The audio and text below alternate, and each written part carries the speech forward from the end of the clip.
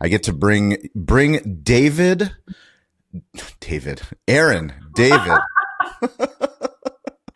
I was looking at your middle name and I'm like trying to record on Riverside, and I'm bringing David. David. We're keeping all of this in.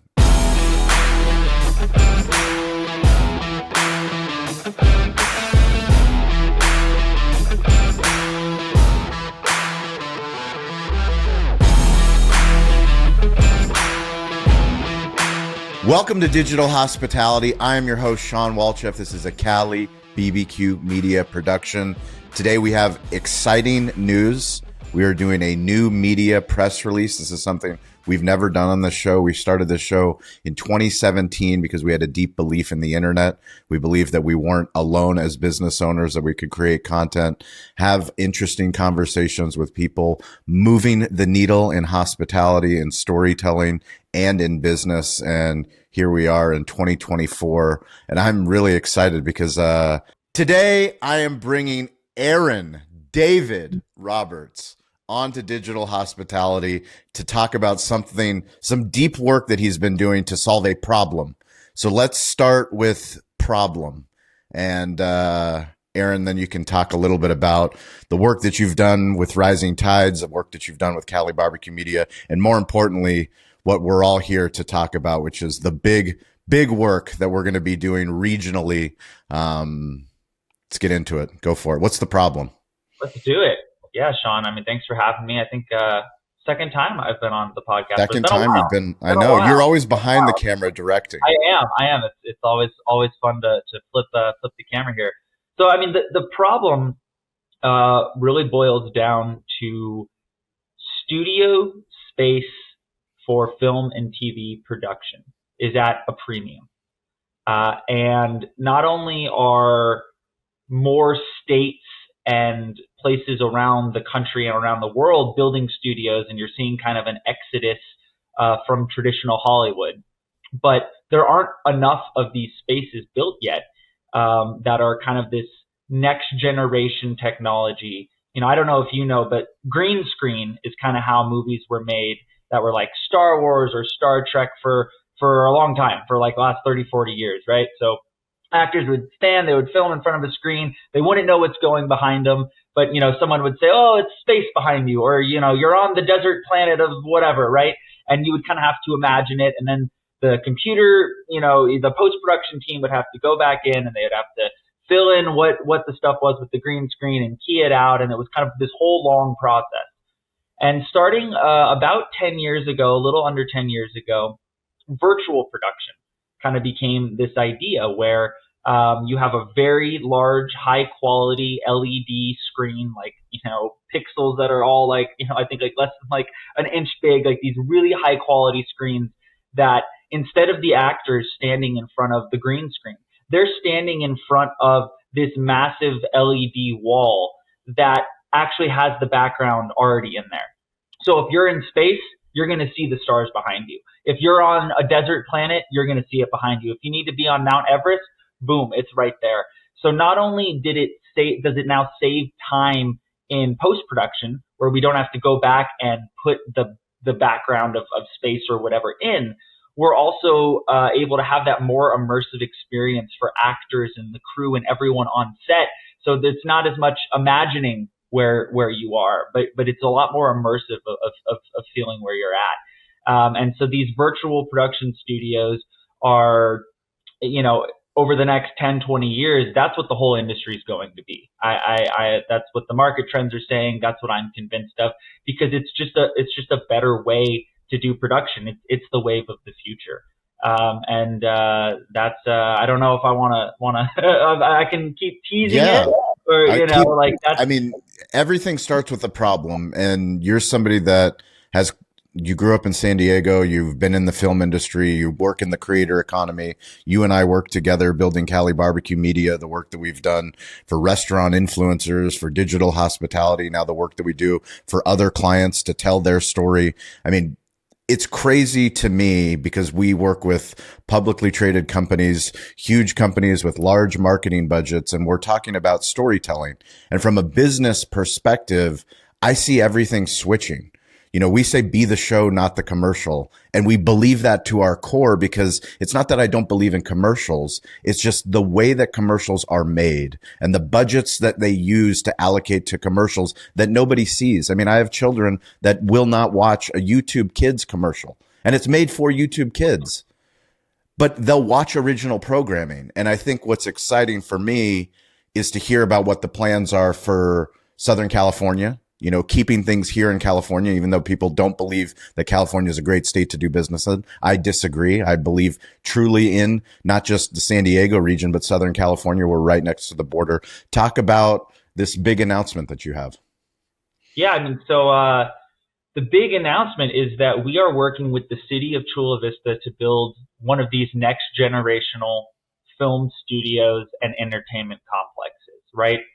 So we are partnering with them to build in their new Millennia District right around the Otay Ranch Mall, a 90,000 square foot, 3-stage film studio right next door to what will become our offices and a creative co-work, podcast studio, audio recording studio, video production, post-production studios, all going to be housed inside of Chula Vista. And really with the idea of making Chula Vista the hub, a central hub of the creator economy and of kind of a film and TV 2.0. I know that, yeah, I am born and raised in San Diego.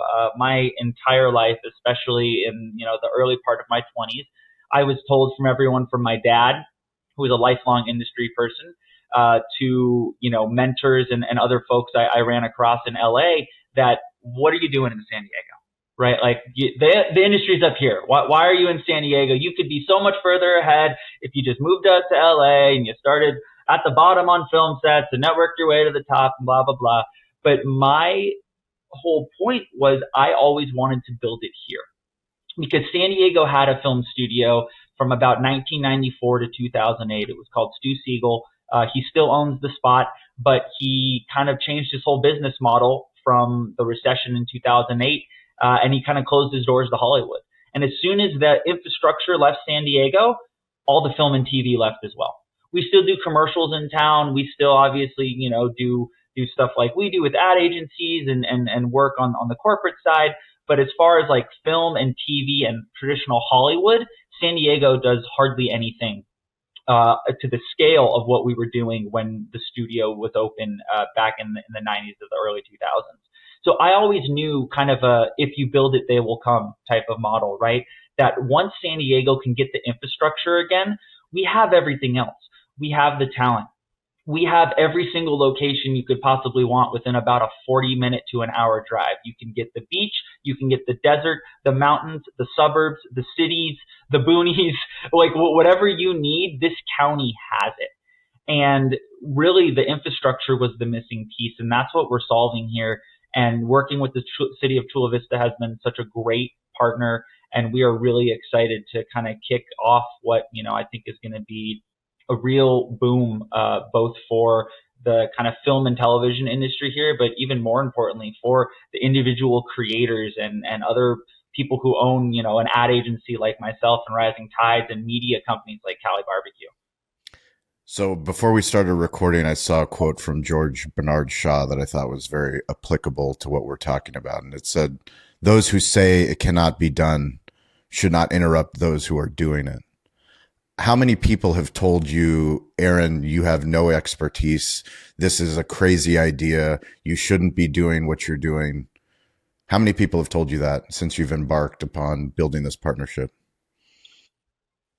I mean, it's if I kept count of all of them, you know, it would probably hurt the mental health part. But no, I love the quote. I saw it, and gonna reshare that one because it's that's just not the kind of attitude that we have, right? You know, if anything, if I've learned anything from the guy who said he's going to turn his barbecue brand into a media company, it's to just keep your head down and trust the process, right? You know, working on a project of this size at the age I'm at, where I'm at in my career, where I've had success and I've built an agency and I've helped build brands, But this is definitely a pretty big leap forward, right? But I know that, especially working with a partner like Chula Vista, who they think big. And San Diego, being from here, San Diego's always been thought of as this little brother of LA, small-minded town. We couldn't get the deal together for the Chargers to stay here, and I don't know why we have that kind of thinking. We can compete with the best of anybody, and Chula Vista has that kind of thinking. And they never said no. They never looked at me sideways. They never, I don't want to say they never questioned. They wanted to make sure that we had a plan and we had all of our pieces in place. But, they had the attitude that this is something that they believe in building, because media and the creator economy is only been going like this, and it's only going to continue to go like this, as we know, right? That's the deep thesis work that we're doing at Cali Barbecue, is that every single brand, person, even traditional Hollywood does a terrible job marketing their current movies, because they're not thinking of them like how we think of things here at Cali Barbecue, right? They're not thinking of each movie as, why aren't you on set recording podcasts while the movie's in production, and doing behind the scenes and telling the story before the movie's out and building a social media following? And there's so much leveraging of new media that old media just isn't doing, right? And you know that better than anybody else. And that's what I really think that our space here is going to do, is it's going to be this bridging of the gap, and kind of taking traditional media projects and working on this more traditional media side with the big studio space, and combining it with the whole co-work and sort of new media space that's right across the street, and really finally bridging the gap between how old media and new media work, and really kind of pulling old media into this storytelling that we know is successful, right? Like we've seen this work. You've been doing it. I've been, along for the ride the last, six years, it seems like. And, I think nothing excites me more when I have these conversations. Nothing excites me more than a doubter, right? I think you're similar to me, of like, it gives us some fuel. It gives us some fire. It's like, well, I know I'm right and I know you're wrong, and I'm not going to waste time telling you that. I'm just going to show you. I'm just going to show you when the press release comes out, and when we're at the ribbon cutting ceremony, and when we're doing well, you're going to see like, hey, this is, it's happening how I said it was going to happen, right? And nothing excites me more than the idea of building this community up further than we already have. I think that gets me out of bed every day. That's what really, I think, inspires me to keep pushing this project along more than anything else. So bring us into the high level details of the project. How much is it going to cost? How long is it going to take? Phase 1, phase 2, bring us some of those details. Yeah. So the build out itself is going to be around $70 million for both phase 1 and phase 2. So phase 1 is building out our co-work space and the office space at across the street from where the actual studio is going to sit. So the city of Chula Vista is already building a great spot for us to come in and call home on floors 3 and 4 of this complex. And for that space is where I really see the local creators coming in and building that community, right? We're going to have a state-of-the-art, edit bay that people are going to be able to use, state-of-the-art podcast rooms, mini photography studios for people who have products and brands and headshots that they need to shoot, right? It's going to be also a part of an event space. So if you need to come, you need to have a group of people there. We're going to have a much smaller version of an LED wall as well, so we can go and be doing kind of these kind of virtual production things on a bit of a smaller scale than we're going to do in the full-size studios. So that's going to operate as a co-work, where we're going to have folks paying in monthly dues for a set amount of time or hours to use these facilities. There'll be meeting rooms, and that's really where kind of ground zero is going to be, right? Phase 1 is going to open up first. That's going to be pulling the community together, pulling creators together, and seeing that we're all stronger working together than we are working individually, right? On floor 4 above that, that's where kind of the executive offices are going to be. That's where our video post-production is going to be. Internally for the studio, that's where, the Rising Tides home is going to be for Cali Barbecue Media post-production. That's where our actual audio studio is going to be for doing custom scores and soundtracks and anything else that we need to do on kind of the audio front. But obviously the big piece is phase 2. And phase 2 is building out the 90,000 square foot, 3-stage complex right across the street. And, what excites me most about that is we're not just looking at this as a film and television play. Film and TV is obviously, that's what I do. That's the background I come from. 5-10 years down the line, would it be great to be 100% capacity just making TV and movies and commercials? Of course. But these spaces can be utilized for so much more. Mm-hmm. They can be utilized for live events.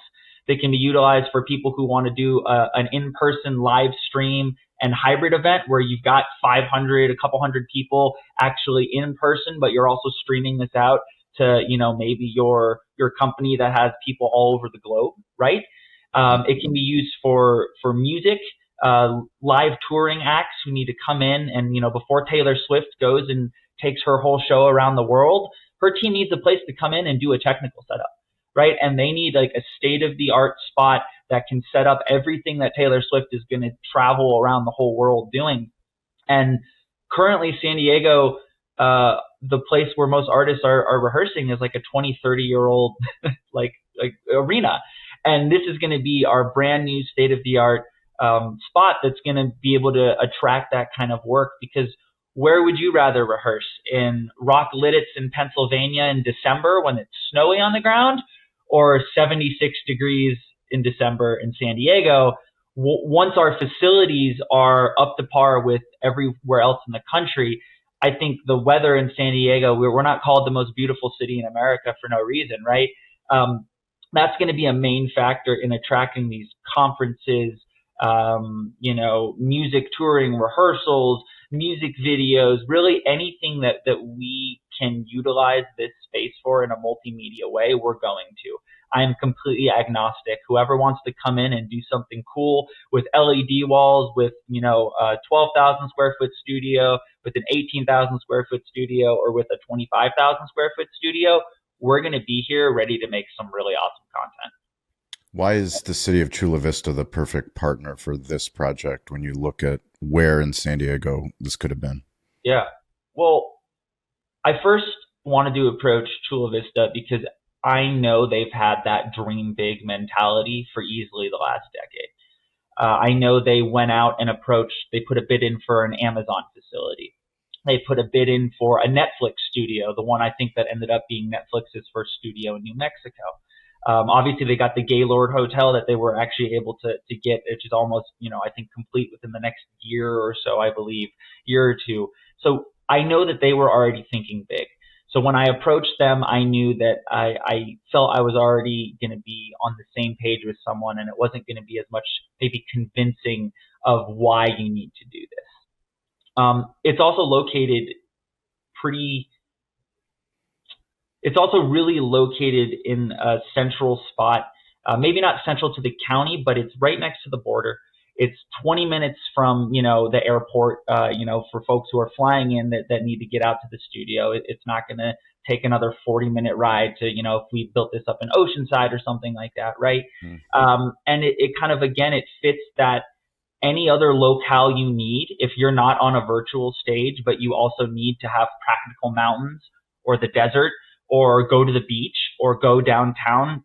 Chula Vista, again, sits like in that real perfect spot where between a 20 to 40-minute drive, you can get about any scenery or look that you need. And, I have been so impressed working with the city, from the mayor, who actually you first helped introduce me to, Mayor yep. McCann, right? He was great. He was who I first pitched the project to. And then working with the city manager's office, they have been so, city government might move slow, right? Like it never moves as fast as you want, but I have actually still been impressed with the speed at which Chula Vista has moved this project through all their different departments, right? And they have shown such an aggressive want and desire to really build the creative community and economy that I'm talking about. And they know it's going to be beneficial, not just for us, but it's going to be beneficial for the whole region. It's going to be beneficial for the city to keep attracting people to move there. It's going to be beneficial for the county for all the extra ad and tax revenue that we're gonna that they're gonna see. And really, Chula Vista is the one spot in the county. The mayor told me this in our first meeting, that about 30% of all developable land left in the entire county of San Diego sits in Chula Vista. So some of it was also just practical. Like, I'm looking for 8 acres of untouched land to build something on. Good luck finding that in San Diego, except in Chula Vista. Yep. And so everything from the practical spacing of what we needed to finding a municipality who's going to be aggressive and work with us, not just on building the studio, but on the production incentives that we need locally and regionally to compete with New Mexico and Georgia and Minnesota. Chula Vista really just was the perfect partner, and we could not be more happy to be working with them. So I've read that Mark Wahlberg is building something in Las Vegas. He also sees the problem in Hollywood, partnering with Sony to build out a $1.2 million production studio. This isn't that, correct? You're not in competition with Mark Wahlberg, are we? Because let me know. I mean, I want to get Mark Wahlberg. I want to get him in Fletcher Cantina, his restaurant group on our show. Competition might be, $1.2 billion price tag. I think Mark is going to maybe have a little bit bigger spot. I think he's got enough funding. Yeah. But, I don't. Here's the thing. Like, much like we talk about with digital media, right? It's sort of a rising tide lifts all ships. Like, media production, if you look at it on a graph, it's pretty much done this. I know Hollywood's going through a little bit of a downturn right now with scripted stuff between all the strikes and COVID and the pandemic, and they're trying to shuffle and find their feet.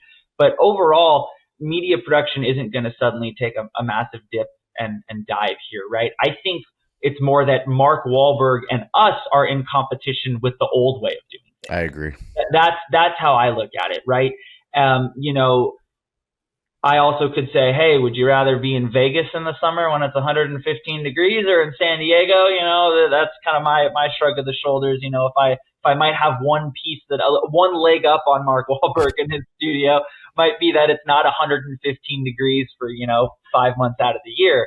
But I really see it as looking at building Hollywood, Hollywood 2.0, right? Yep. Building it in a new way. And I think Mark has been a great leader in our industry of talking about the types of projects that are even getting made and getting stuff made that people actually want to watch, instead of kind of an endless amount of sequels and, repeats and like, oh, let's just remake that movie from the 80s again. And, oh, let's actually remake it another time. They only made it 15 years ago. Let's do the new, like, people want original storytelling. They want authentic storytelling. And I know that's something that Mark has talked about, and storytelling that, maybe doesn't just fit a single narrative politically that, you could say traditionally Hollywood's been thought of going with, right? Something that maybe more reaches a broader amount of people throughout the country. And that's what I'm looking at doing here, right? That's the type of content that we're looking at doing. So I look at it as more of competing with the old guard, right? Competing with the old way of doing things, competing with the old gatekeepers. Gatekeepers are, to someone like in my position, gatekeepers are the worst part of Hollywood. It's like, and you've dealt with this. We've reached out to people for restaurant influencers and for family style, and having to go through, let me loop in my agency, and it's 15 people on an email, and they all have something to say, and how many of them are actually down and dirty doing the creative work? And I think looking like creative by committee. I think this is a quote maybe directly from you. Creative by committee doesn't work. Yeah. Like you can't have 15 people and everybody wants to get their one thing in. Like that's never going to get you the best product. You have to have a visionary. You have to have kind of your following a path of, whether it's Chris Nolan, right? If it's a Chris Nolan movie, there's not 15 executives telling Chris Nolan what to do. And that's why Chris Nolan's movies come out and people want to go see Oppenheimer, because someone wasn't like, well, do you have to really explode hundreds of tons of dynamite in the desert to make this look like a real atom bomb? And Chris is like, yes, I do, because that's the movie I'm making. And he's not going to hear about it, right? And so, I think, I don't want to call out Mark Wahlberg, not just yet, at least. I think no, I only say it with the ultimate respect, and we do believe a rising tide lifts all ships, and it's one of the things that if a barbecue business can become a media business and do deals with the top technology brands in the restaurant space, and the stuff that you and I have been able to do, I mean, we are very fortunate that we don't care what other people think. We don't care that we're going to make a digital hospitality episode to teach people that this is the beginning. This isn't one press release that we're just going to put on the PR newswire and expect that, all of this work is going to, we know better than anyone that San Diego is a place where there's plenty of sketches of things that we should have built. Yeah. And the things that actually do get built are very few and far between. So it is going to take anyone that listens to this, anyone that watches this. My grandfather says, stay curious, get involved, ask for help. I mean, this is a call from me and a call from Aaron to say, if you're listening to, we need your help. Yeah. We will not be doing this by ourselves. We need, if you're listening to this, if you know somebody that has financial backing, if you know somebody that's a creator, if you know somebody that loves this region, if you know someone that loves Chula Vista, we need your help. We need to get in front of brands that believe in this. There's Qualcomm's out there. There's all these technology companies that would love to invest. I mean, there's a lot of really cool things that will happen if the right dominoes fall. But the right dominoes don't fall by themselves. It takes somebody like Aaron to say, why not us? And why not make a big, bold statement? And why not ask for a partnership with the city of Chula Vista? Yeah, no, I mean, it's, I think, one, yes, we need to build a big tent, right? And my job, as I've been telling people, my job over the next 12, 18 months, 2 years here is going to be talk to as many people as humanly possible. Yeah. Right. Anybody. Howard Schultz. How many no's can we get to? Yeah, exactly. There we go. Right. And, and that's the other thing. It's funny when you've been doing this long enough, as the no's don't even it's closer to a yes. It only refines the pitch. Correct. And conviction in why we're right. Correct. And, we're looking for everything from someone who can help it with partnerships, like Sean was saying, partnerships, brand deals. There's so much technology, hardware, software that needs to go into this studio, from the LED wall to the software that we're using for that to what we're using for 3D modeling and everything. There's so much room for partnership growth, and looking at it the same way that we do with Cali Barbecue, we're going to be a different partner than any other spot that somebody like Sony, who maybe has had their tech in the space before. If I was going to say one thing that we're probably going to do that Mark Wahlberg may or may not do, is that if Sony is going to be also an official partner of what we're doing here, which is one of the targets, we would love to work with Sony, we're going to be making so much content about the Sony products that we're putting in this studio before it's open, while it's open, after it's up, whatever. We're going to be loud. If you know anything about Cali Barbecue and Sean and the team behind them, which it's been blessed to be my team at Rising Tides, we are going to be loud on social media about this. We're going to be talking about it, talking about the partners, showing you what works, what doesn't work. We're going to be, making content in a way that I don't think most of the folks who own this hardware and software have ever really had done before, because they are still a part of that older guard, right? And as we know that the biggest tech companies in the restaurant space aren't all doing the storytelling that we are, and that kind of falls through as the biggest companies everywhere in every industry still aren't doing exactly what we're doing. And we're so excited for the partnerships with tech companies and with other production companies and people who want to come and film stuff here. We're going to be offering discounted rates for our first year or two to people who commit on paper right now that they will come and film at our studio, right? So we're also looking for letters of intent from producers, production companies, advertising agencies, live events. If you want to be working in this next generational space from day one when we cut the ribbon, let us know now, reach out now, because we're going to work on some really amazing killer deals to give those early adopters a chance to make some amazing content at a discounted rate from what it would be. So. Yeah, and I think, the coolest thing for me is knowing that someone somewhere is also working on another studio in another country. And like the rising tide lifting, like we're going to document and share everything. All the things, how do we do it? How did we build it? How can you build it? Because eventually someday we're going to be having this conversation in Australia, in Japan, somewhere else. And they're going to say, well, how did you do it? Well, we started with a budget of $80 million and yes, the budget grew to $90 million, but these are the things that we learned so that you guys can make it better. Yep. Because the creator economy is going nowhere. People now have access. If you have internet access, it's about storytelling and how well can you do audio, video, words, and images. And this is a very exciting thing for City of Chula Vista, Chula Vista Entertainment Complex. What else should people know? How can they get in touch with you? What's the best way? They can get in touch with me, social media, at always ARob, pretty much across the board, anywhere that there's a social media handle, I'm at always ARob.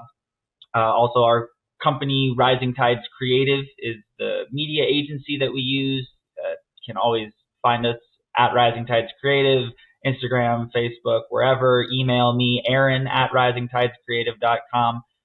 ChulaVistaEC.com is the website for the studio. There's a contact button at the bottom of that as well. If you want to get in touch with us specifically more for the studio, we're going to be rolling out our social media handles as well.